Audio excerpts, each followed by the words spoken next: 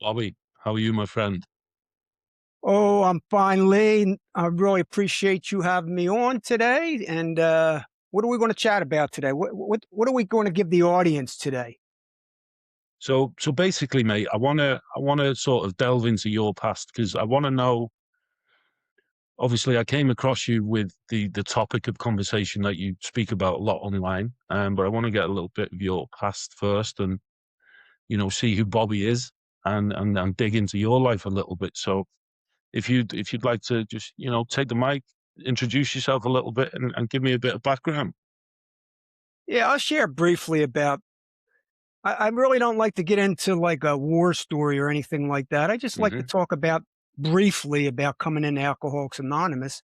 I think that's what we're talking about. A lot of listeners, I think, on your end, they go to Alcoholics Anonymous, Narcotics Anonymous, they go to some 12-step modalities, and they come on your program and talk a little bit about that. And I have over 30 years. I joined Alcoholics Anonymous in 1984. So that's 40. I was 34. I'm 76 now. This February 27th, it'll be 42 years. So 42 years I've lived an alcohol and drug-free lifestyle. Now, when I say alcohol and drugs, I mean all the cocaines and meth and heroin and blah, blah, blah. I mean, drugs. Hey, if I got to go to a dentist or if I got to go to a doctor, I just had an eye cataract surgery done. They gave me a little Xanax, the smallest dose that you can give. And, when I went under for cataract surgery, they give you fentanyl. So I'm not saying drugs are bad in the broad sense, Yeah. but drugs to me, are not really good. It hinders Mm. our potentiality. Definitely, no question. I came in, somebody came over my house. My wife was going to Al-Anon. I don't know if you ever heard of Al-Anon before, Yeah. but my wife was going to Al-Anon. She met this gal, and her husband uh, was in AA, and she asked me, "Hey, I met this guy Lonnie. He could come and talk to you." Because at that time, I was like suffering consequences. I always talk about cause and effect because the cause was I was drinking too much alcohol. The effect was it was affecting my health, my spirit, my body, my mind, and my relationships with my wife, my family, and the world. There's no question about it. So, cause and effect, the consequences of it, I decided at that particular time, I raised my hand to my wife. I didn't raise my hand, but I actually said yes. You know, I said it. Bobby said it. Okay. So this is the whole thing about my podcast, how we actually are doing all these things, but we give credit over to somebody else or something else and give them the credit, which diminishes our power. Okay. So I come in Alcoholics Anonymous 42 years ago. I stayed for about 30, over 30 years. And all along I was deprogramming. All along I was starting to deprogram. I came in with a sponsor. He really was just my friend. I came in with him. I only went to one meeting a week. They told us meeting makers make it. You got to go to meetings, 90 days and 90 meetings, and you'll stay so. I only went to one meeting a week and stayed sober. The Mm. the point of this uh, is that all along my journey, it was coming from me because I had the desire. I wanted it. It didn't matter where I went, with path that I took. What mattered is that I wanted it more than I wanted to drink again. So I stayed in. Uh, Interrupt me anytime, Lee. Bounce it off. Whenever you want to jump in, just let me know. I think I agree with you, because when I first came, I don't even say I'm in recovery no more. I say I'm in discovery.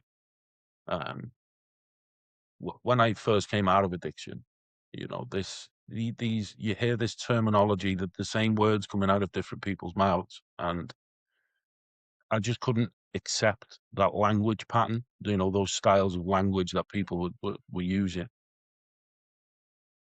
to call myself diseased, to call myself weak, to call myself powerless was something I just wouldn't accept.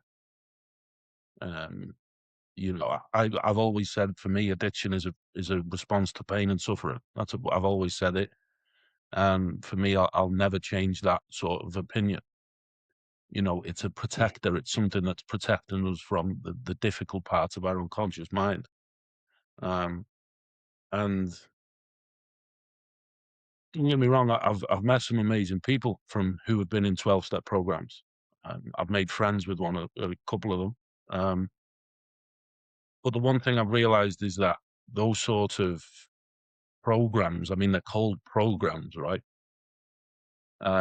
They keep you limited in a limited environment, a limited cage in your mind, if you'd like. And I think, for some people, it is good. It does help them, but it also, you're saying the same thing over and over again. You're not growing. You're not becoming a better version of you. You're limiting your beliefs, your skills, your behaviors to one level of consciousness, and you never change from there. And the one thing that I'm trying to do is I'm trying to show people, like, look, there is life beyond just talking about addiction. We limit ourselves to addiction itself rather than the life after addiction. Because, like I say, mate, I say I'm in discovery. I don't say I'm in recovery. I say I'm in discovery because for me, I'm a far better version of myself now than I've ever been. And that isn't recovery. That is growth. That is expansion. That is the ability to be a better person for myself and my family.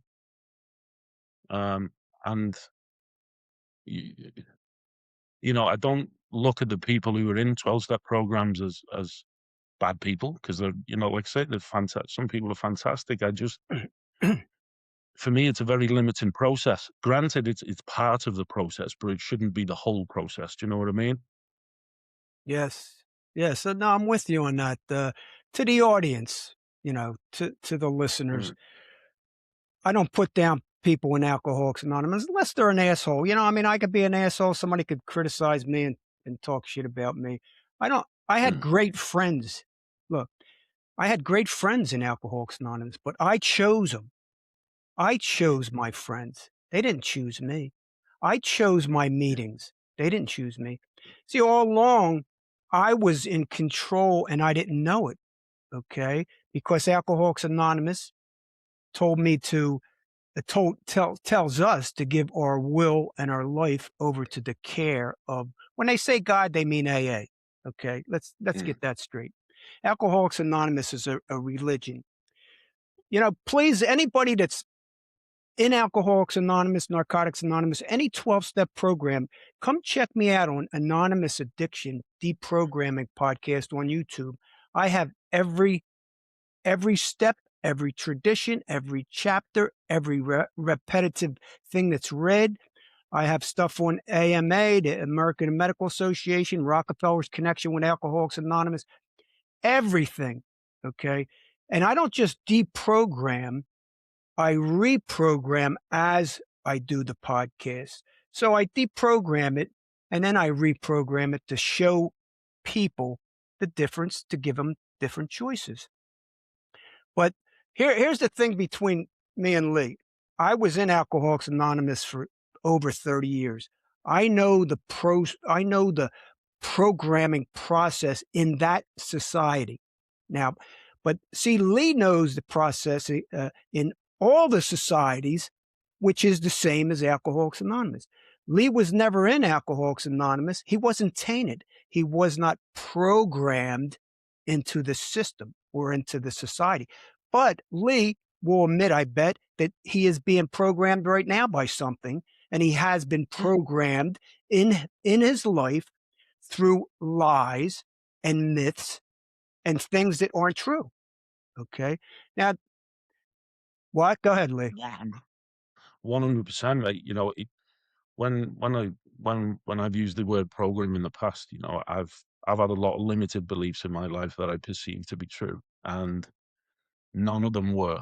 And that's one thing I'm discovering a lot of this year is that I'm learning to break the boundaries of my limited beliefs through the work that I'm doing with my mentor, Joe. There's a lot of limited beliefs that I have, and I'm currently sort of breaking them down. And I think that's where power is found, is looking at our own belief systems and learning to go above and beyond those belief systems, you know? Yes, 100%. Look, I'm going to use the word ignorant. I was ignorant when I was in Alcoholics Anonymous. Yeah. The word ignorant just means I did not have the education, the knowledge, the wisdom, and awareness. That's all. And guess what? Mm. I'm ignorant right this moment of something that I don't know, which is unknown to me. So we're always in the now and we're always seeking the unknown. We don't seek the known, Mm. we always seek the unknown. So I'm ignorant in something right Mm. now. So when I say I was ignorant or people were ignorant, don't take that as a bad thing. Just take it as like that's where we are right now. And if we continue to grow, continue to want more, then we will find the unknown, which will become the known, and we won't be ignorant of that fact. But right now, I'm still seeking knowledge. I always say, I've been saying it for the last 6.5 years on my podcast: uncover, recover, and discover the truth about the society or any organization, any people that you surround yourself with. Find the truth about the society, ourselves. Of course, we have to do shadow work and we have to understand our own beings as people, as human beings, mental, physical, spiritual. We have to keep on digging and searching. To thy own self be true, seek and you shall find. All these things they say. As within, so without. We just have a Mm. reflection. But yeah, Alcoholics Anonymous. So I kept on going back, and I wanted to prove. It's not like I wanted to prove anything wrong, but I was doing it Bobby's way anyhow. I always say, as Bobby sees it, because Alcoholics Anonymous has this little book, and your viewers, your the people that listen to you that join Alcoholics Anonymous and Narcotics Anonymous and all the 20 other 12-step programs, they can understand because they've been in these meetings and they've seen these books. The little book written by Bill, as Bill sees it. Well, that used to come around to me, and I used to say, "Well, I don't see it like that. I'm not seeing it as Bill sees it. I see it as Bobby sees it."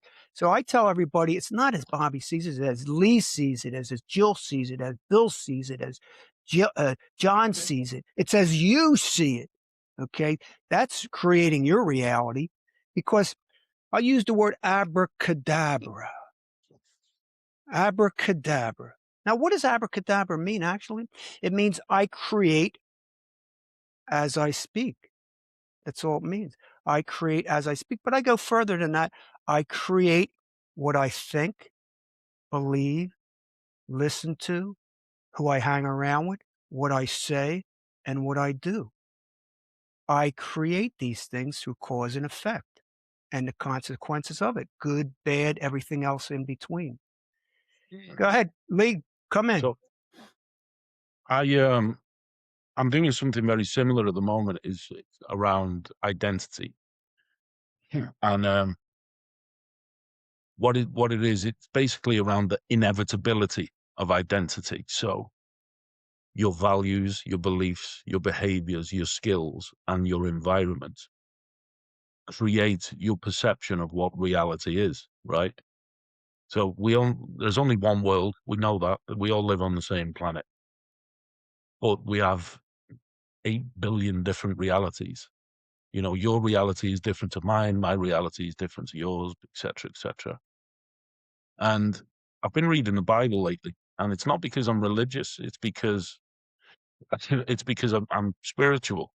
And what I'm doing with the Bible at the moment is understanding. Because one thing I learned, the word Yahweh, right, where people used to call God Yahweh in ancient Hebrew, it actually means I am. Hmm. So when we use I am statements, if we're using I am in the negative sense, So let's take somebody who hasn't drank or used for 5 years. They say the words, "I am an alcoholic" or "I am an addict." What does that do? It gives them the sense or the perception that their reality is they will always have the possibility of relapse, you know? And for me, that's why I would never say those words. I would never say that I am an addict. I'd said that I struggled with addiction, but I am not an addict. And I think just something as simple as saying those words created the perception of my life that there is the possibility to go beyond recovery, go beyond drugs and alcohol. And my life, because of my values, because of the beliefs, because of my skills, because of my behaviors in the last 15 months, my reality has changed completely. And that's where the power is. And that's why when people have asked me what my higher power is, it's my highest level of identity possible, where I'm living life at my values, at my behaviors, at my beliefs, and I'm operating from the highest version of me. That's what my higher power is. Yeah, yeah. Well, people say higher power, because Alcoholics Anonymous, they say, look, they have the steps here. In this book here, I got this book years and years ago. I covered it up because actually, I used to cover up my books because I was ashamed of being called an alcoholic. I didn't want to, even back then. I didn't want to be named an alcoholic. Yeah, I am is the two most powerful words in the universe. Okay. Yeah. I do podcasts on that. I go down a deep rabbit hole with all that stuff.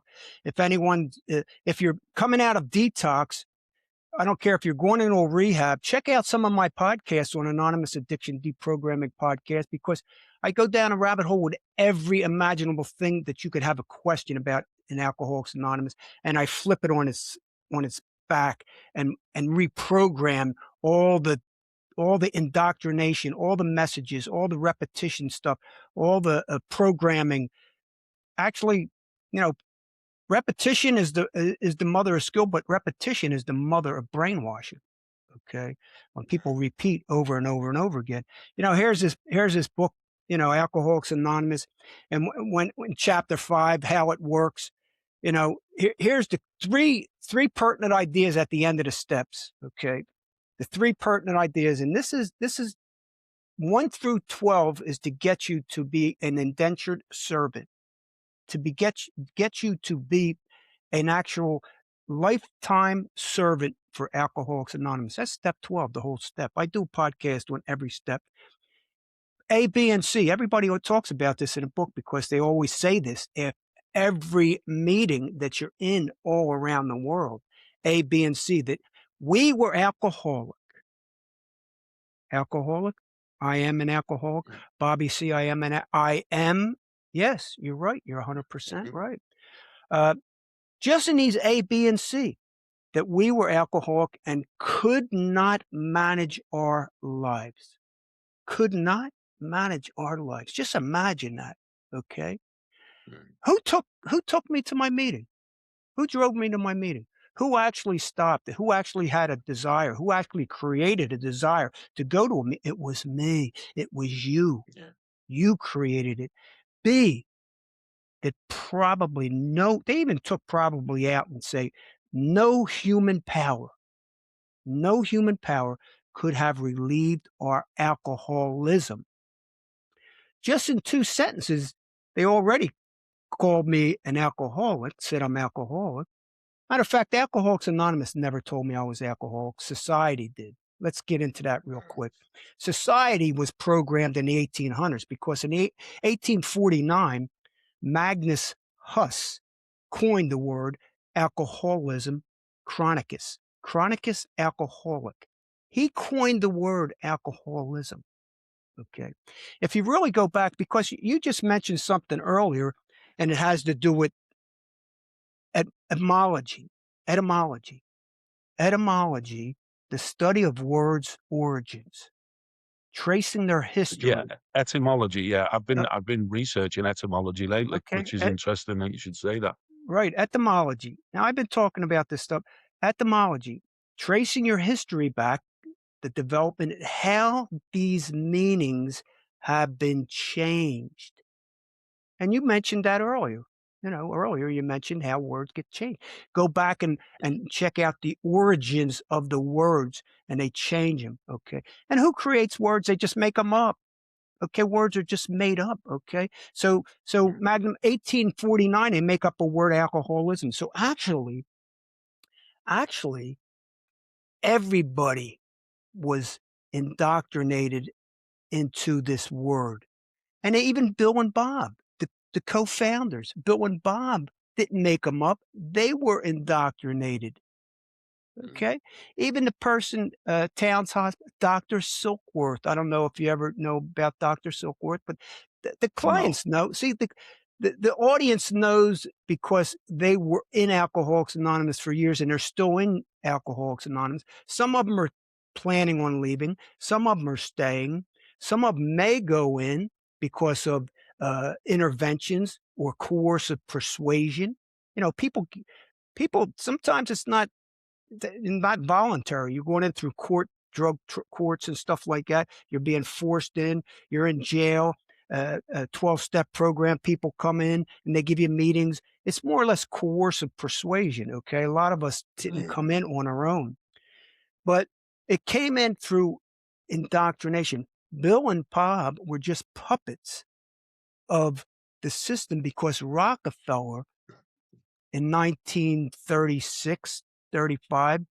Bill went to Towns Hospital in 1934. Rockefeller had his eye on this program way before. Rockefeller snatched it up.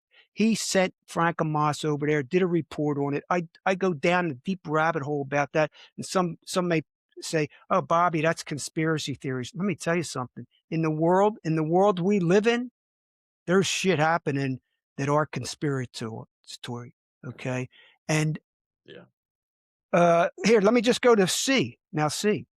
So right there, they said I was an alcoholic. No human power could relieve our alcoholism. That God could and would if he were sought. The whole thing is to get you to God. 1 through 12 to get you to their God. They claim it's spirituality, but Alcoholics Anonymous is just it's just it's just Rockefeller Jr.'s addiction, temperance, religious movement. Ism Mm. just means movement. Look it up. Look up ISM. It just means a movement. Ik, Mm. ik just means pertaining to alcohol. They call me alcoholic, workaholic, Mm. foodaholic. Okay, let's go into the steps real quick. Just real quick. Let me just get this here. The first step is I admitted we were powerless. This is the first step of the program. You have to get the first step because, if you screw up on the second, third, fourth, and fifth, you better go back to the first because you didn't do it right. Right? We Mm. admitted we were powerless over alcohol, that our lives had become unmanageable. That's just the first step. Now, grant you that alcohol has power, so does drugs. So does Yeah. everything has energy, frequency, vibration. Everything has Yeah. power. Alcohol is very powerful, but we Hmm. are more powerful. We I agree. are more powerful. Why do you think? Why do you think that was sort of the Rockefeller narrative back in those days? What do you think the reason was behind using such a program? What you know a lot more about it than I do, but it's always been a question: is why? Granted, it does help people, but it also limits people. Why do you think? Why do you think it was created? Well, Rockefeller's family, even the old man, even before Junior, I mean, he supported prohibition, the temperance movement. Mm. I don't know. See, I go back in history and I learn all about the history and I bring it forward because when I go back in Yeah. history, I use it for my benefit today. I'm using it now. I go back, but I'm using it now. And when I imagine things, I'm imagining it now, but I imagine things too. And we could talk about that later. But Mm. Rockefeller's family were teetotalers.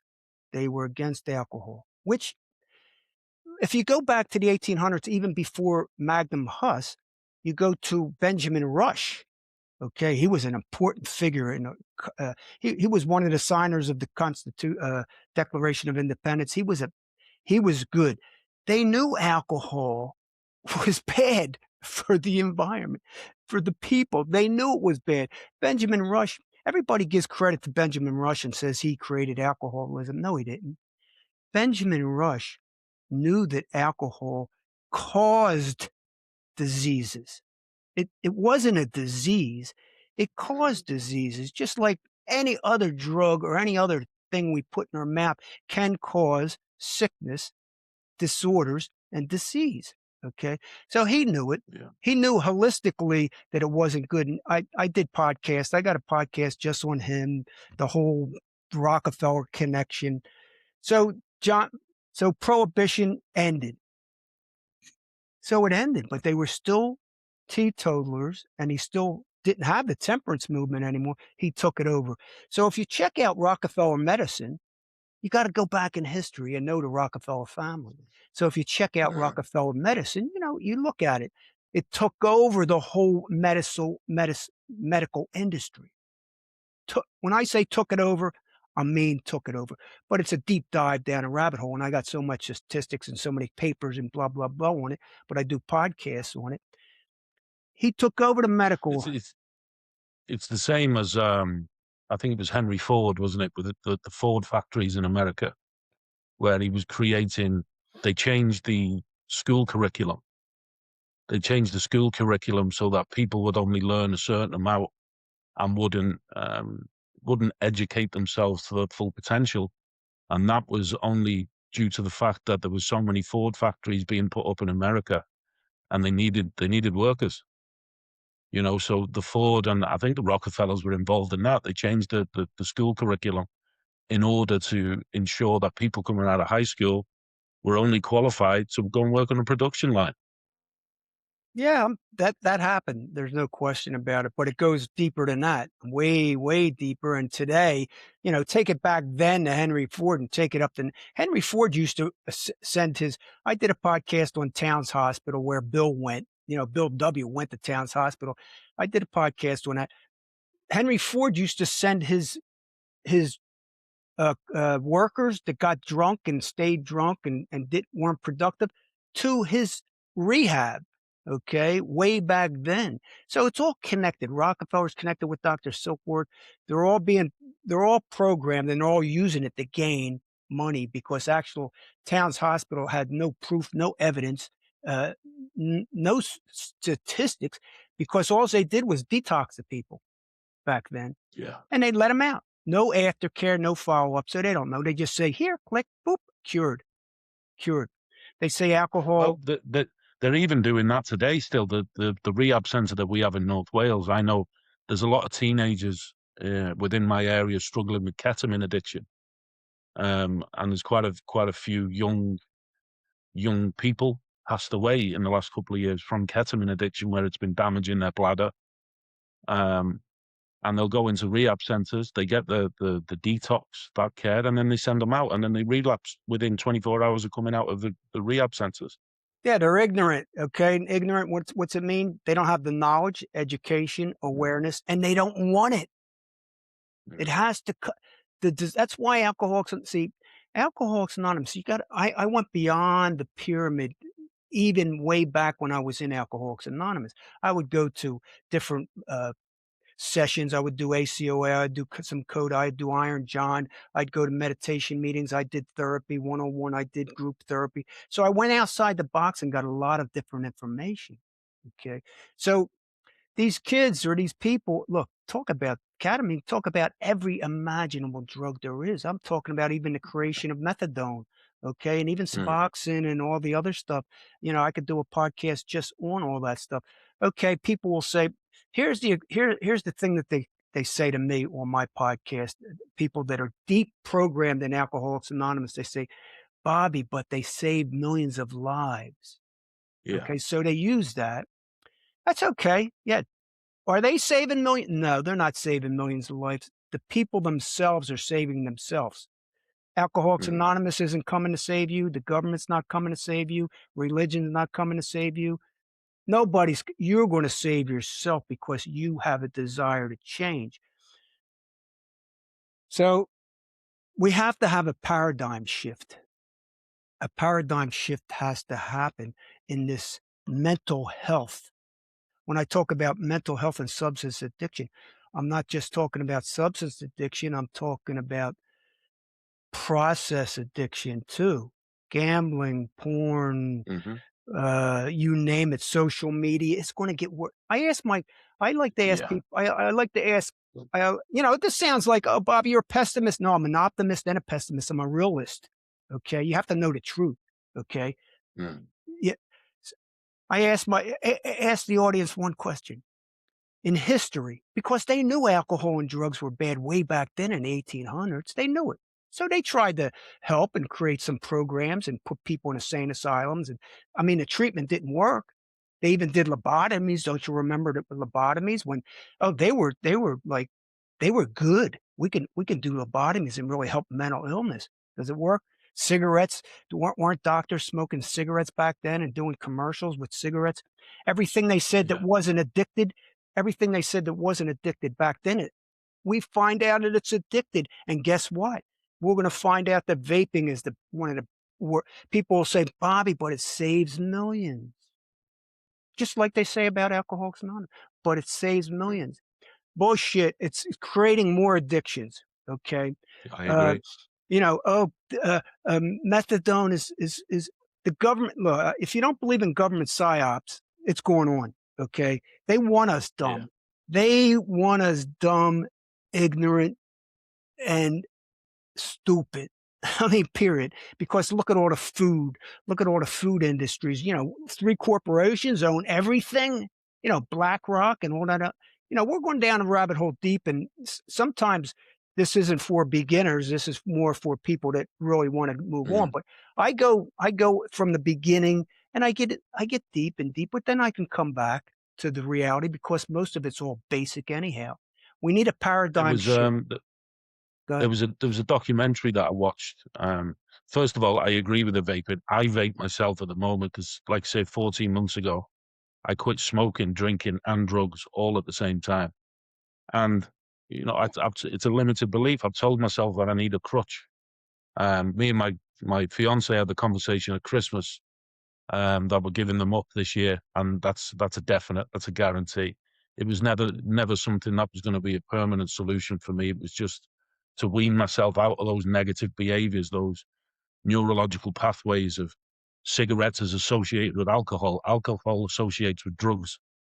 So I've changed the neurological process, but I've still got a lot of work to do on myself. That for me, it's I use it. I don't use it all day, every day. I use it when I get stressed, um, which That's at the moment is pretty much all day, every day. And then, no, that's okay. That's okay. At least you're see, here it is. Look, everybody that's listening, Bobby C started smoking cigarettes about a couple months ago. I smoke 2 a day, 3 at the Mm. most a day. But guess what? I'm going to quit, and I got 1 cigarette left in that pack, and I'm going to quit. I started vaping too. I'm not saying this shit Yeah, because I'm perfect. I'm not saying this stuff yeah, yeah. because I know it's killing people and I'm Mm. going to quit. I stopped vaping probably about a week ago, a couple weeks ago, and I Okay. only did 2 puffs. I did like 2 puffs in the morning and maybe 4 puffs if I did in the day. But it's still, I'm not ignorant of it. It's still Mm. bad for me. Okay, Yeah. food. Let's talk about the food industry. Well, It's bad shit. I was just going to say then. I watched a documentary. I can't remember the name of the company. I think was it Scott's in America. Yeah, we got And Scott's. I think they bought up all the majority of the farms in America, and then they were making the farmers put certain pesticides and chemicals on the food that they were supplying to the supermarkets, and they were feeding the chickens steroids, so they would grow to full growth within 2 months rather than 6 months, I think it was. And me and my fiance watched it, and I was honestly gobsmacked. Like, I can't believe. Obviously, it happens in the UK as well, but that for me was a big moment where I thought, Jesus, this is pure control. That's what it is. It's a pure. They decide what we eat. They decide what we drink. They decide what we take. They decide how we live. And people want to talk about freedom. Fuck me. For the vast majority of people in this world, or in the first world countries, should we say, we are not free. We are not free. No, we have to free our minds, and we have to understand. Yeah. We have to become unignorant and get the knowledge, awareness, education, information about what's going on in the world. Like I said, uncover, recover, and discover the truth about society. The society. Oh, you're a conspiracy nut. You're a doomsday. No, I'm not. This world. That's the reason why we're talking about it. Is the world is beautiful. Nature is beautiful. Here, look. Never give up. That's what. Never give up. It's backwards, but never give up. I'll tell you what. Never give up. Okay. Here's a little. Let's bring it to the realistic. I tried to get on Lee's podcast. How many times, Lee? Tell the audience how many. 3 or 4 now. Okay, 3 or 4. Okay. Now it wasn't on my end. Some life situations happened in Lee's life. Yeah. Okay. Mm. And guess what? It happens in all our lives. Situations come up. Now I could have gave up. I could have went in my head and said, "Oh, Lee's a bad person because he didn't do this." No, but I didn't. See, I kept positive because I knew there's situations in my life someday or in the past that I had to do the same thing. Okay, so I had to be patient. I had to be patient, persistent. I've had to be understanding. I had to have passion for another human being. Okay, so all these things come in play, and guess what? I didn't give up. And Lee connected. He said, "Hey, Sunday, let's do it." Yeah, let's do it today. And we're doing it right now. We're doing it now. But in the past nows, I didn't give up because I thought, believed, said, and did the things I needed to think, believe, say, and do to create this reality that's happening right this moment. Beautiful. And I appreciate Lee. I I appreciate you respect them. too, mate. I respect them. I appreciate them. And I wanted to come on the podcast because this is an important thing that we are doing, the community's doing. What do you believe? And I know there's multiple solutions, multiple options. If you were to give a message to somebody now who is struggling with addiction, they don't know where to turn. And let's take me 4 years ago, 3 years ago, for instance, where I was struggling with addiction. I didn't know where to turn, so I tried to end my own life. That's what I wanted to do. It's not that I wanted to die, it's just I didn't know any other way to live. So if you could give somebody the feedback or the possibility of opportunity, let's say, what would your advice be to that? Well, let's see what you did. Let's just you're a human being and observational experience. So let's see you. You go into detox? No. Okay, you didn't. If somebody needs detox, go in, okay? If you really feel like you need detox and you're scared, but I see the majority of people that don't go in detox. I didn't go to detox either, but we're not saying don't go to detox. Okay, listen to me. So you didn't go to detox. What happened? What did you do? So I went to the rehab center in Manchester. Okay, you went to a And I said, rehab. Go ahead. Go ahead. yeah, but I only went there a couple of times because I just didn't like the way, and this is, well, I'll say it, I just didn't like the way that I was being spoken to and being treated. I didn't like it. So I came home, um, and to be honest, I carried on drinking. I carried on drinking and using for some time. And when I eventually stopped, I'd already had the narrative in my head of what I wanted to do. So I started studying psychology. I started studying neuroscience, started studying NLP. And what I hand on heart genuinely believe, well, I know because it's work, is I focused on the solutions rather than the problem. You I wanted it. focused on the solution rather than the problem because I didn't want to sit. So let's take it from the part where I stopped drinking and using. The first 3 or 4 months were horrible. I'd cry. I was confused. I was emotional. I'd get angry. I'd snap at my family. I'd I'd feel confused. I'd feel lost. But then Let me slowly stop but you. Did you surely, I have learned. did you have any connection with any other human being that was going through this or no? And I had connections with other, let's say, vulnerable people. Other people who'd had different traumas or different issues in their lives. There was conversations weekly, let's say, with other people. They may be struggling with addiction, self harm, depression, anxiety, mental health issues. So there was a connection to the pain and suffering. So to answer your question, I'll probably say yes. Yes, what? Oh, you had connection with human beings. Yeah. Well, Yeah, here's what I found common in everybody. I'm talking about everybody. It has to come from them. They have mm, to want it. Okay. yeah, I mean, help is the pointer. We are the way. Hey, get help. Go get some help. You can do it even without help. Okay. Spontaneous remission. That's what happened to Lee. He just decided he's not going to do it anymore. And he made the decision. I made the decision. You're going to make the decision. So it has to come from us. What within, so without. So it comes from us. You have to want it. Okay.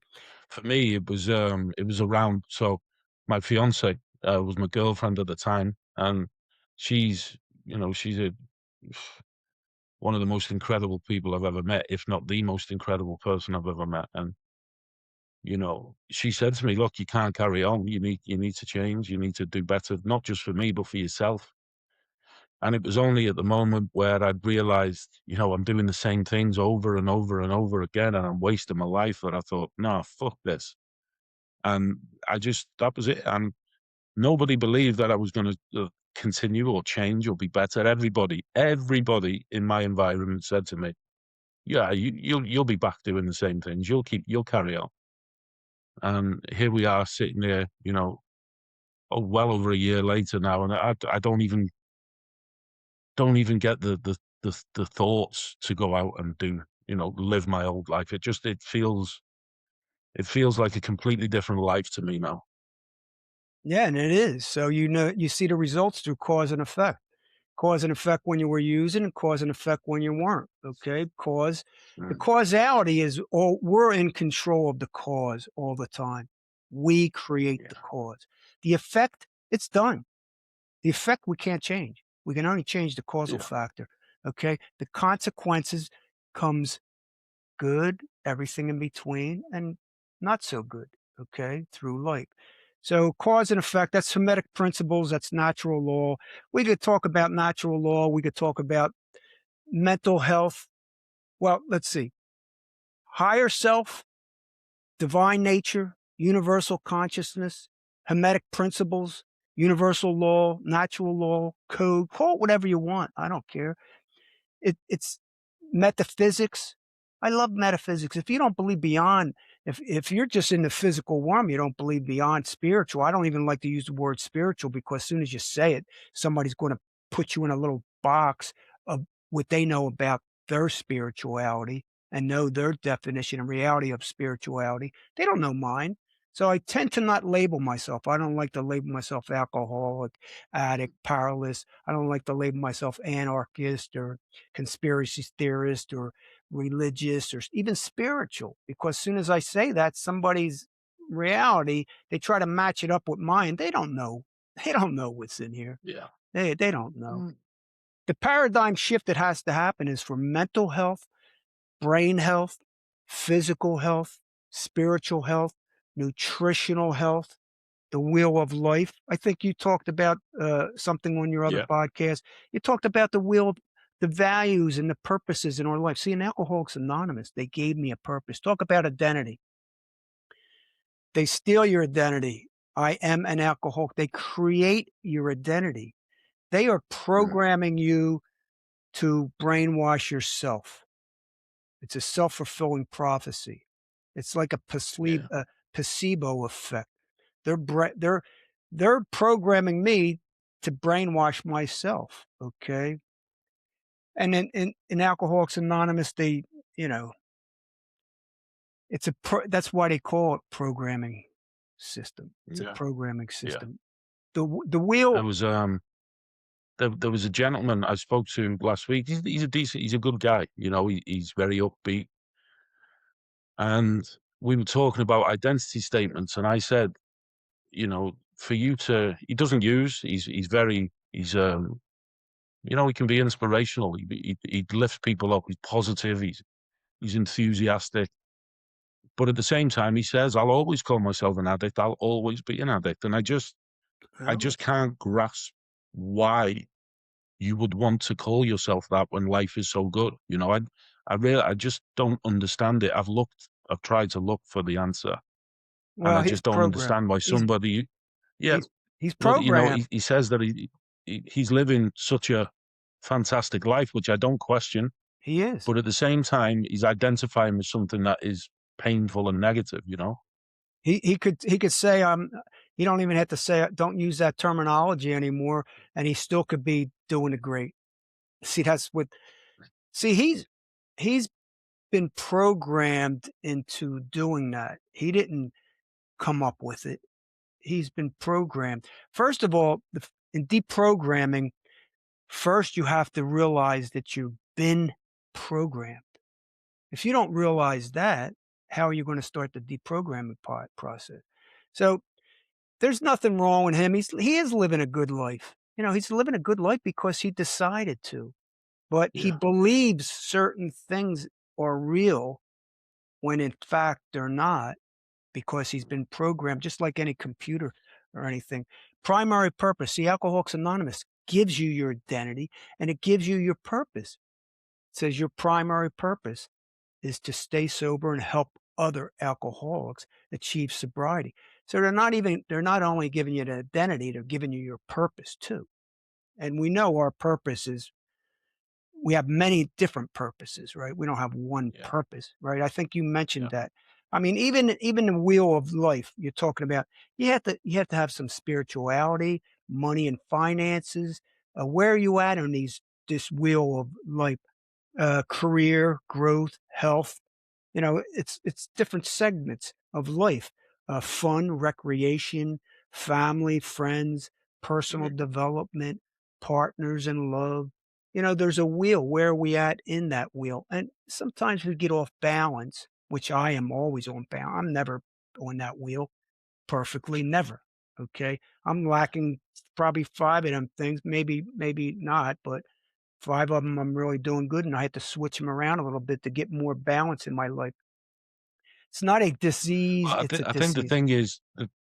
the thing is with the so me and my mentor John, we speak about the roles of identity. So within your identity, you have eight roles or eight different identities, and you know the parenthood, relationships, well-being, business, self-development, fun, friendship, hobbies, if you'd like, and you know they can't all be in balance at the same time. You know, you think of the seesaw, when one goes down, the other one goes up, right? And it's about trying to find that homeostasis, if you'd like, between all those different roles. And I think that's for a lot of people, that's where we lose our way. You know, we talk about getting lost. That's that's because, you know, the different roles in identity, we're not sure of what values entail those different roles. And that's sort of the work I'm doing at the moment around my values and the behaviors attached to the values and how different values show up in different contexts, in different environments. Like connection shows up differently with my fiance than connection shows up differently in the workplace. It's the same value, but there'll be a different context and different behavior attached to it. Exactly, yes. You know, we're the manifestors. We Yeah. manifest. You know, we're the manifestors of reality, of our lives. We create it. The practice manifestation is the practice of turning ideas and desires into reality. That's all it is. Mhm. Turning that's like And and go ahead. and that's sort of where you know, we don't, when we talk purpose, Again, something I've learned over the last 12 months is we don't find purpose, we design it. We literally design it through.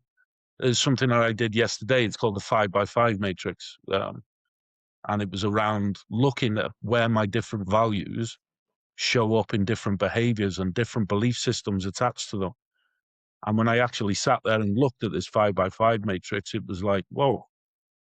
But then what I could do, I could design a process of how I then raise the standards of those values. Do you understand? So I could say to myself, curiosity is one of my values. The context attached to that is self-education.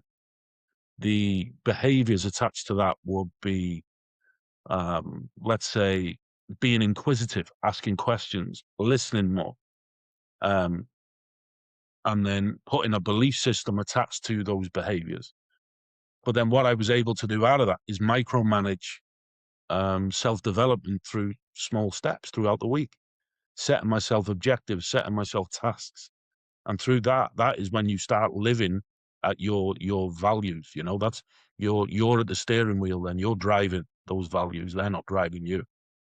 Yeah, well, like I said, when I joined Alcoholics Anonymous, I really didn't like authority figures when I was young, okay? Mm, And I was curious and I was seeking. I like to seek and I was searching. So when I went in, I had to prove everything right and wrong to prove it to myself.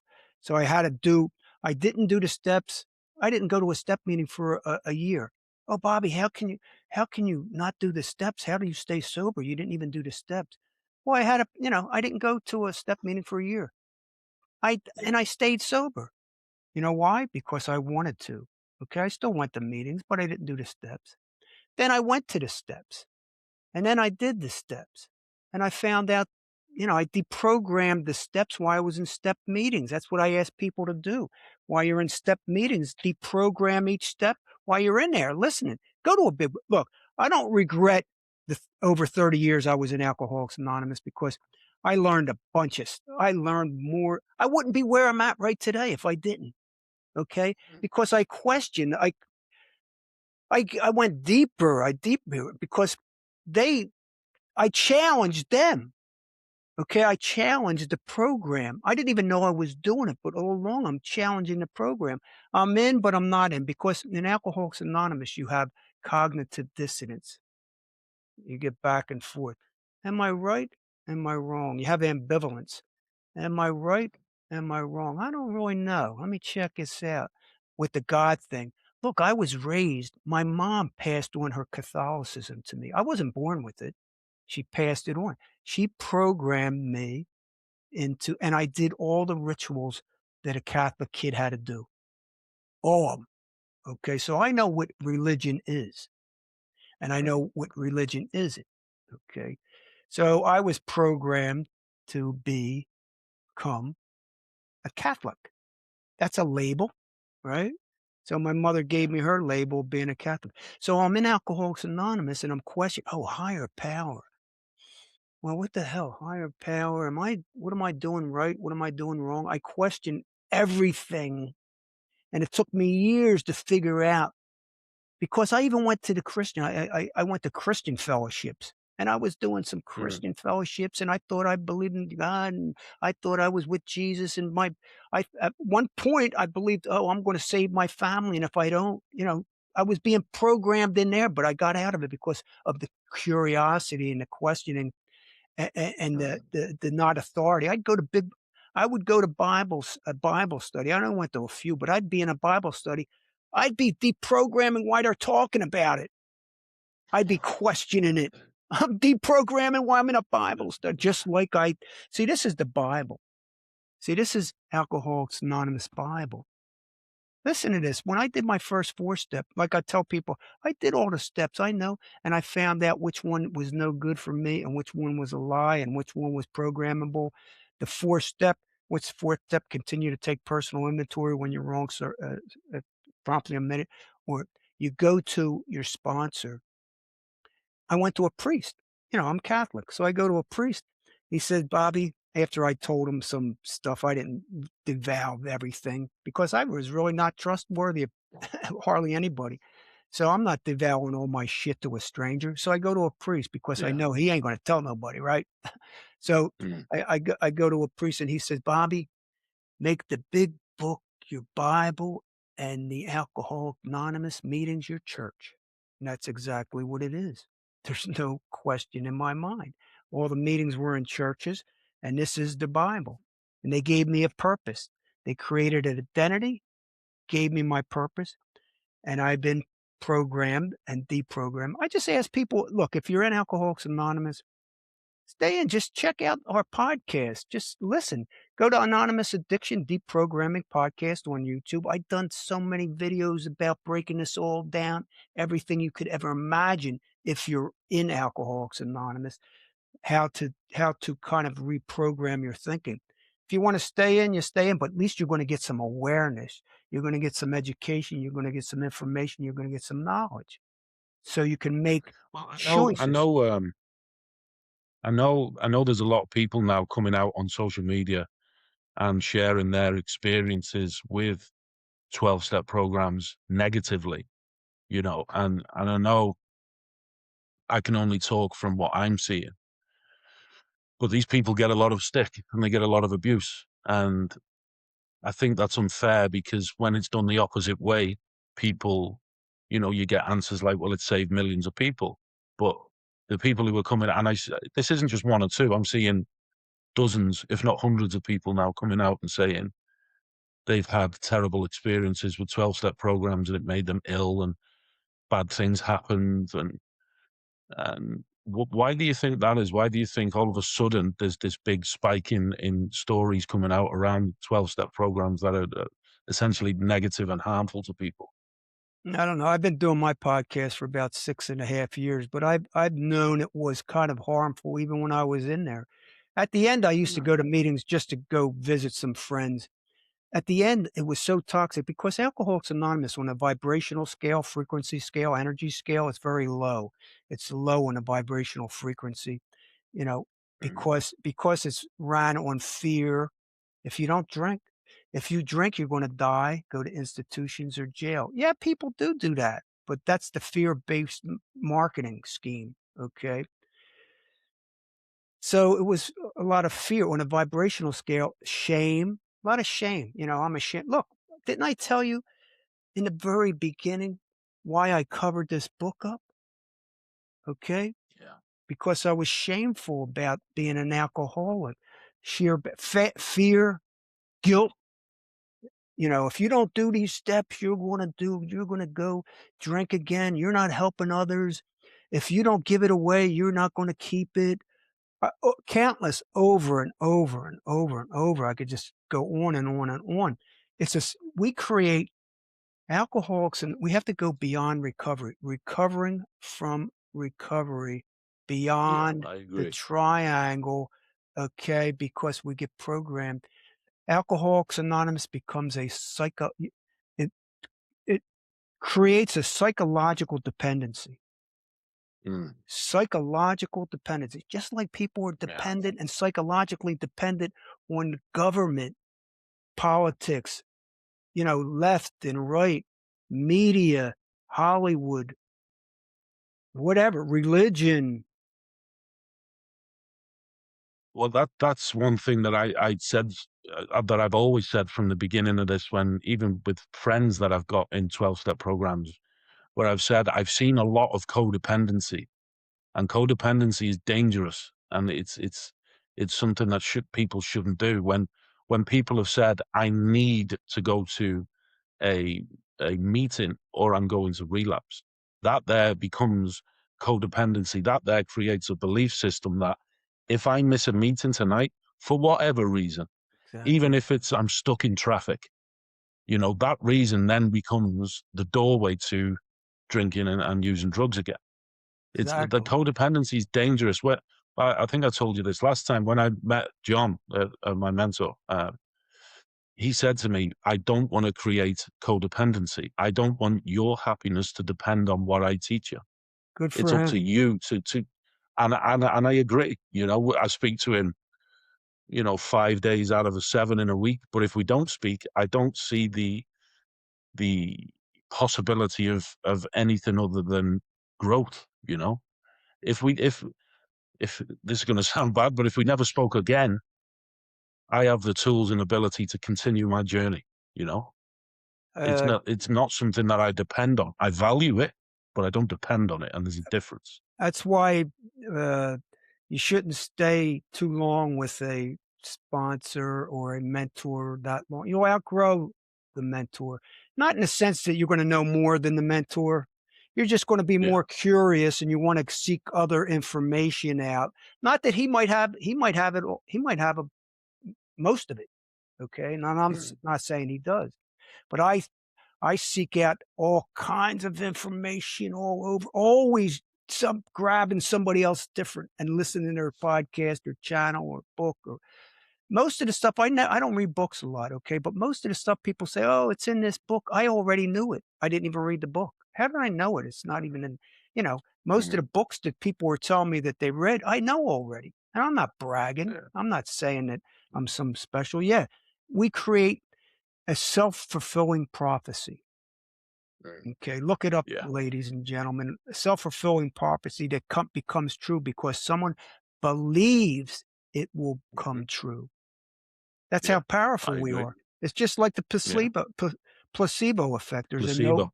placebo effect's the same thing, because it's not the treatment, it's not AA, it's actually us. AA is a placebo.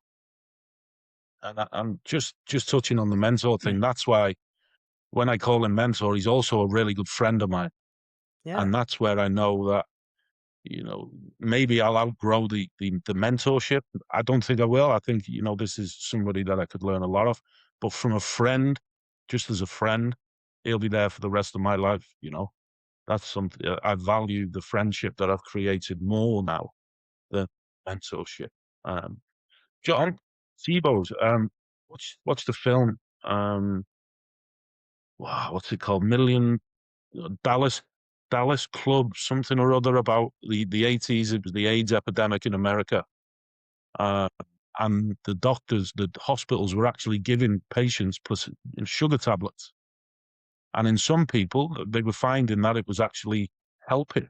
Just the power of suggestion, the power of belief was actually helping them with the disease. Oh yeah, placebo is real. I mean, it's nothing. It's not fake. Look, like I said, repetition is the mother of brainwashing, also the mother of skill. But so is, see, we get things through osmosis. Okay, when Yeah. we come into Alcoholics Anonymous, we think we're just sitting in there. Oh, we don't have a sponsor. We don't have this.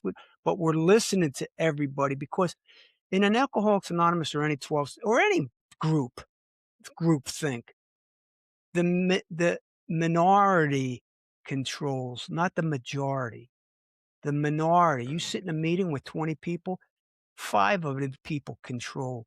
You might have an old timer sitting in the back and just going like this, nodding, and all the newcomers, they call them newcomers, pigeons, proteges, you name it. I did a podcast just on that. They look at the old timer and they go, or if the old timer, I used to have this guy named Bitchin' John.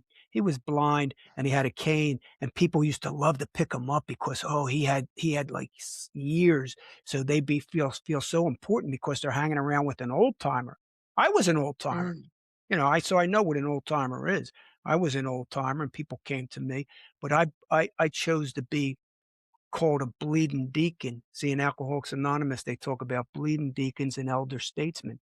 I could have been I could have still been in 42 years. You don't think people come up to me, huh? So I used to go into Alcoholics Anonymous. I'd be a bleeding deacon because I used to challenge people. So they label us people that challenged and used to go outside the box and say certain things. Bleeding deacon. Yeah. Self-fulfilling props. Yeah. You got subliminal, you know about all this stuff. Subliminal Yeah. stimulation, subliminal. What does the word subliminal mean? Hidden words or images. NLP uses it. hidden Yeah, words or yeah. images that are not consciously perceived but may influence one's attitude and behavior. NLP can be actually NLP is used in uh, Alcoholics Anonymous meeting. You know, NLP could be used negative or anything in between or positive. Okay, people don't know that; they just think it. Uh, the occult. Well, Go ahead. there's parts of NLP, so they have certain language patterns. So they'll have like they'll call it a model operator of necessity. So a model operator of necessity uses the word need. And that's why I said before about when somebody says, I need to go to a meeting. What that does, it creates that subliminal message in the unconscious mind that without this meeting, I am inevitably going to fail. That's what it does. We can feed ourselves subliminal messages without actually knowing it, just through the language that we use, because the brain distorts, deletes, and generalizes a lot of the world we know. We create, that's what reality is, right? It's subliminal messages given to the unconscious brain, which creates reality. That's Abracadabra. what reality is for us. Abracadabra. I create what I say, think, believe, Yeah. do, and say. Yeah, it's it. Look, there's no question about it. What we say and believe, you know, that's why I keep on saying we're the creators. So start creating some good stuff instead of listening to everybody else's stuff. What would you rather do? So I'm in Alcoholics Anonymous and I'm being told what to think. I'm being told what to believe. I'm being told what to say it, how to respond. I'm being taught all these programming messages. Okay. You need us, lest you'll die.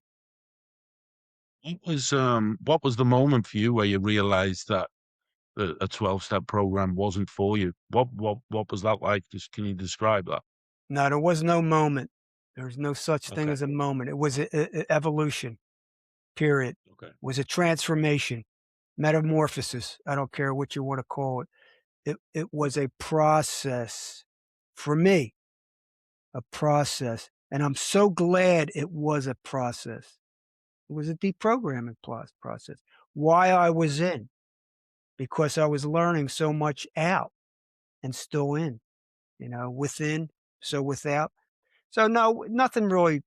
Like I said, I used to at the end, remember I told you about the vibrational scale toxic. Alcoholics Anonymous is a toxic environment. Just go into any club, go into any AA club and see how toxicity is. Toxic in a sense that the low vibrational vibe, right? I used to go at the end, like 30 something year, 30, you know, at the end, I go in, even after 30 years, I'd go in just to pick up, uh, meet a friend, pick somebody up, meet a friend there just to say hi and talk. I'd go in late. I'd go in late because I didn't want to be programmed with all the commercials of the Yeah. repetitious readings. I'd go in late. So I was taking care of myself even back then. And when I was in there, I couldn't stand it anymore. I could not stand, nothing resonated. It actually felt like it was amazing. It's like you can see the programming. They don't. It's just so repetitive, and they're not getting any other information. You can. The veil has been lifted. The veil. I can see the bullshit. You know when they talk about in the Matrix, we're in the Matrix, no Yeah. question about it. Okay, the Oh red yeah. pill. The red pill. We know what the red Yeah. pill is. Choose between the willingness to learn a potentially unsettling or life-changing truth. Comfortable where comfortable lie, unconvenient truth. Blue pill remaining in contented. I'm content in ignorance. I'm a content in ignorance. What's that mean? Don't use that word bad. I'm content in not having the information. I'm content in not getting new wisdom, new knowledge, and new information and new education. Yeah. Do you believe, like I said, I've met a couple of people from the 12-step programs, and I call them good friends now. And do you believe that the 12-step programs brings any permanent possibility of growth or happiness, or do you just believe it is pure indoctrination? They say take what you want and leave the rest. That's what I Okay. actually did, okay? But they don't mean that because the other see, they say things. See, that's the programming, neuro-linguistic programming. They'll say things, but they take it away, and they say this Okay. to negate that, okay? Like, so you're so cognitive, you're such in cognitive dissonance that does it help? Look, I just said that I'm so glad I was in for all those years. Yes, Yeah. there's good stuff. You know why there's good stuff in there? But it's the Because they're good combination of it people. all. If you look at pattern recognition, utilization, we become actually pattern creators. That's what we're Yeah. doing. We're creating a new paradigm shift. We're creating a new pattern for people to learn. Is there stuff in it? Yeah. Yeah, because everything in Alcoholics Anonymous was borrowed and Mm. taken from religions, from psychology, some motivational speakers from this one and that one, and Bill and Bob, they were puppets of Rockefeller. They didn't design this. This is a well-designed programming system. The occult means it's an occult. There's occult message. There's hidden knowledge. Yes, there's hidden knowledge in there. I learned the hidden knowledge to be able to deprogram out of there. But we have to go beyond because everything's borrowed. So you take a little piece of this, they'll say, take what you want and leave the rest. But then in the meetings, they'll say you're going to die if you don't go to 90 and 90. Okay. Mm. Take what you want and leave the rest. But they tell you if you don't have a sponsor, you're not working a program. Take what you want. You know Right. what I mean? So you get what I'm saying? There's Yeah. nuggets in there, but you got to know how to decipher and decode the nuggets. It's a decoding process. Carl Jung, I think Carl Jung had some implementation on a 12-step program. Correct me if I'm wrong, but that's what I've read somewhere in the past, that he helped design certain parts of the process. I did a podcast on all that stuff, all Carl Jung's. I could do a podcast just on Carl Jung. Carl Jung was he look. We even have to go beyond the uh, Jungian theory. Yeah. It's just like Yeah. we got to go beyond Freud and other people's in the past. We have to create our own patterns. Okay, so I'm not Mm. knocking. Carl Jung was cool. I mean, shadow work. Everybody talks about Yeah. shadow work. We all know about that are evolving, right? We have to always do shadow Yeah. work. But somebody taught Carl Jung about that too, so he got some information. Carl Jung sent. See, Roland Hazard went to Carl Jung and he told Roland Hazard, who was instrumental in getting Ebby. See, people that listen to me, they know I know what the hell I'm talking about because these people in their Oh, Alcoholics you Anonymous, definitely know what you're talking about. yeah, NA, NA, Narcotics Code. I don't care what you can listen to me because I'm telling you, I've been there and I know this shit. Okay, so Carl Jung sent Roland Hazard because Roland Hazard got Ebby into the Oxford group because Carl Jung said, "I can't help you." He told him, he said, "I can't help you." So did Dr. Silkworth said to Bill W. Silkworth said, "I can't help you. Only a spiritual conversion can help you." Okay, now listen to that. So they sent him to the Oxford group. He went to the Oxford group and got programmed into a religion, the Oxford group. And most of Alcoholics Anonymous came out of the Oxford group. Okay, it all came out of a religion. Bill W.'s sponsor for 20 years was a Jesuit priest, a Catholic Jesuit priest. You don't think these steps, the 12-step book and all this stuff about God isn't from, you don't think uh, the Jesuit priest, Father Dowling, wasn't telling Bob all this stuff all along? Yeah, he was. I don't know where. Oh, Carl Jung. So even Dr. Silkworth said, "No, we can't help you. Here's a psychiatrist that can't help you because you're a chronic alcoholic. I can't help you." Yeah. First of all, he didn't want it. He didn't want to be helped at that particular time. He goes into Oxford group, then he wants it. So he wants it. So it worked there. See, we all have this in common. No matter where we go or what we do, it always comes from us. If it's meant to be, it's up to me and it's free, you know? So Well, I've read a few times in a few different places about Bill W. going and using LSD and going and doing rituals with Indians and all this type of stuff. yeah, after like in 1950, he went to a doctor because of Leary and stuff like that. and he started using some LSD, but they told him, don't introduce that into any of your writings and stuff like that. But he used Ouija boards. Look, Bill W. was a chain smoker and a womanizer. He had a mistress for 15 years, Bill W. Okay, a lot Wow. of the royalties from the Big Book went to Helen Wynne, his fiance, or not fiance, his girlfriend. On the side. But getting Right. back to here's the connection. A lot of people they'll never connect this because I'm a pattern recognition, so I get the dots. I connect the dots and follow the money. I put puzzles together. I put the pieces to the puzzle to see the whole picture.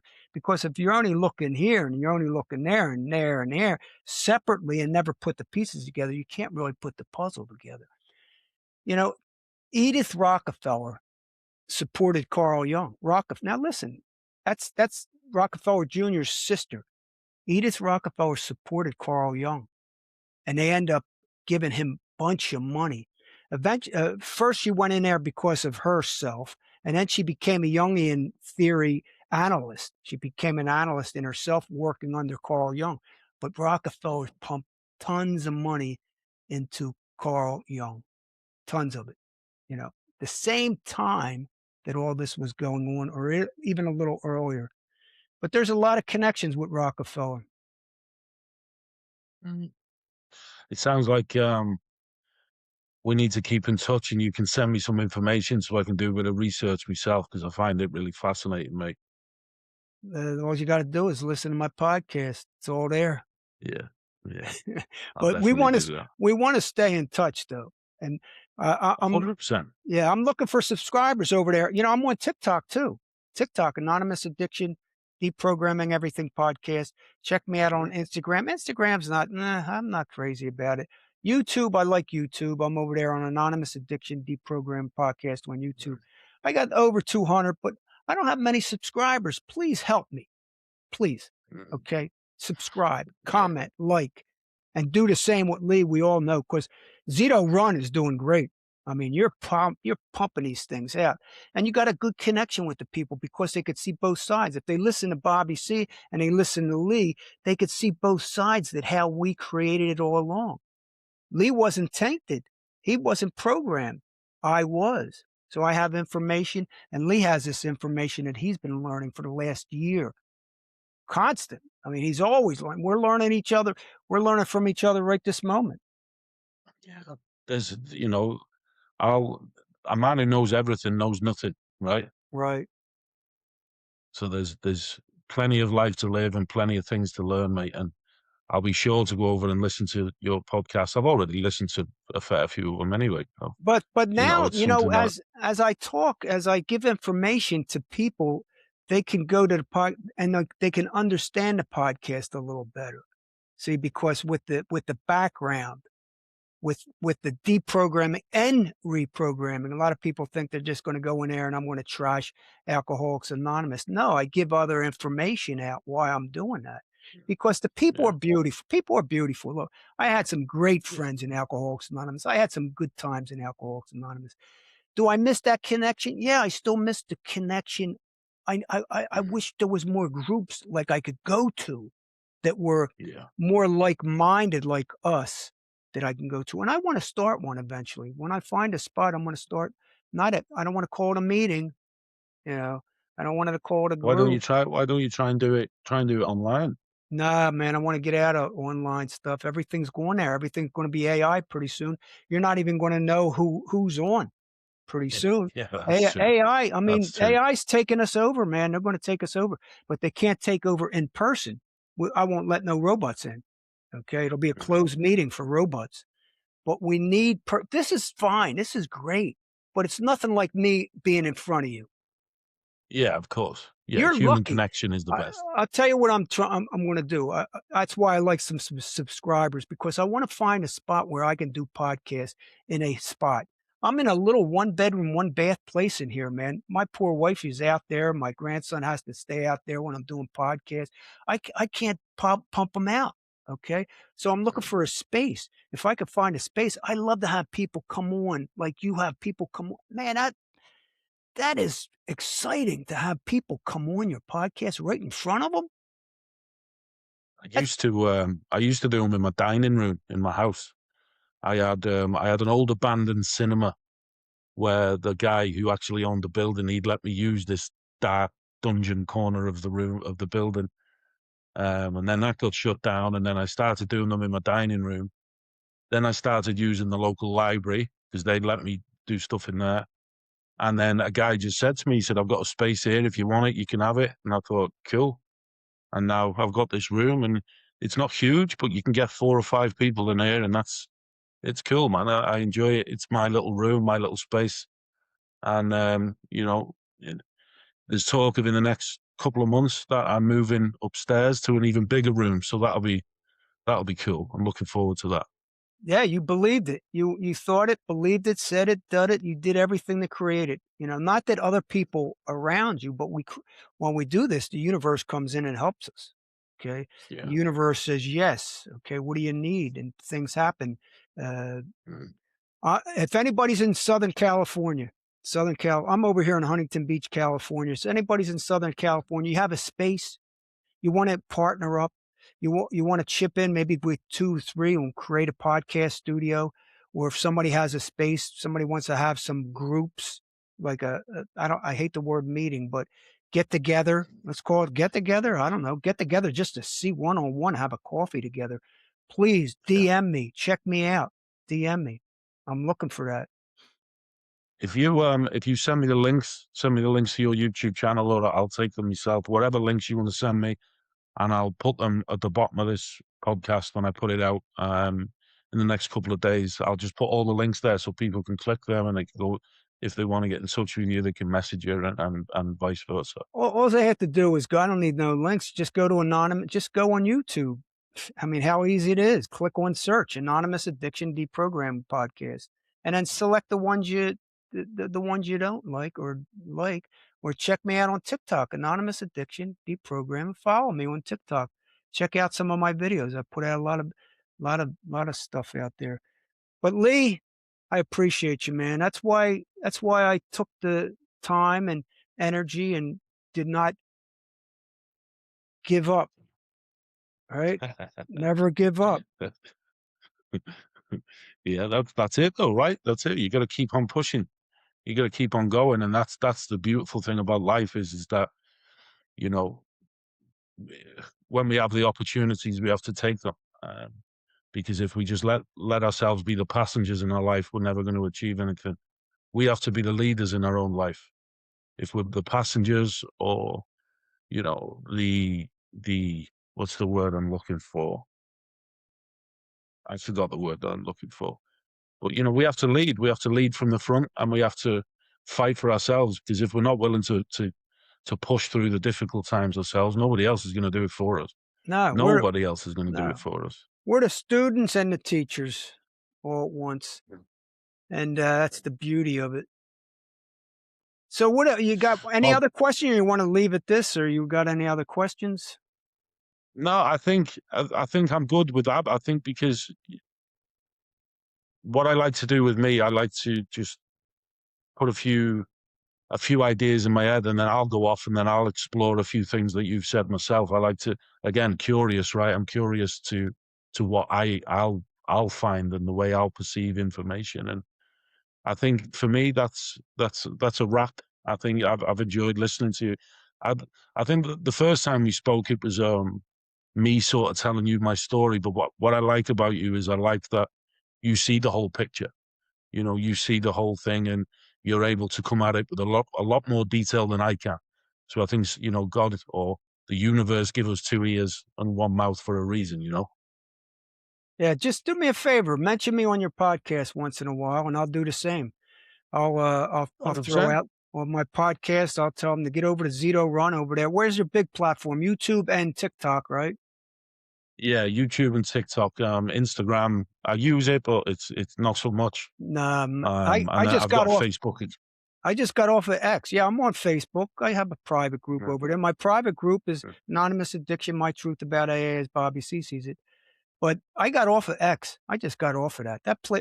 Who look, I don't want to pay for my content. I'm telling you, because there's so many other streams that don't charge you. Facebook eventually is going to charge you. I hope YouTube don't eventually, but I'm not going to because look, I'm not going to pay for Elon to go to Mars. Okay. Yeah, yeah, I'm not paying for him because he ain't going to let me go because I don't have I'm not going to have the money. I'm not going to be able to afford it. So if you think you're going to be able to afford to go to Mars when the destruction happens, because we got to change. We got the way we think changes the world. We got to change this beautiful world of ours. Okay, yeah. because we want to I stay agree. on this. We want to stay on this beautiful world instead of going having to go to Mars to escape this. I Mm, know where I'd rather end up, mate. I know where I'd rather end, my life finish. I wouldn't want to be sat on fucking Mars. That's for sure. me either. I'm not going there. Bobby, I appreciate you, mate. And I'll drop you a message when this episode is ready to come out. Be a day or two, and then I'll drop you a message. I'll send you the link, and then we'll put it out there, mate. Yeah, if you want to ever do any shorts together, real short ones together, let me know on specific things. Let me know if Yeah, you have. Yeah, I think what we could do is we could go through the 12 steps, and you could teach me and I could chuck questions at you around the programming or deprogramming. We could do that. yeah, yeah. Right on air, right? Yeah, Yeah, yeah, we could do one step at a time because you have a lot. I yeah, think. exactly. I think you have an audience, a big audience of people that are still in. Maybe. Some people, I've got quite a lot of people who've done 12 steps. Some people who have, some people who haven't. There's a bit of a mixture, but there is quite a lot who are in 12-step programs for sure. Yeah, I know your buddy. You come on with the hood, the gray hood. You did a podcast with him. You done a couple of them, I think, with him. Your buddy sits on the other side of you with the gray hood. I'll have to send it to Oh, you. that's my cousin. He's not from a 12-step program. Oh no, no, he's cool. I liked him. No. You two got a good. I could tell you, is relative. You get a good thing together. All right, Yeah, Lee. he's crazy. Yeah, listen, I appreciate it. I'll knock this off now. 1 second. Oh, another thing.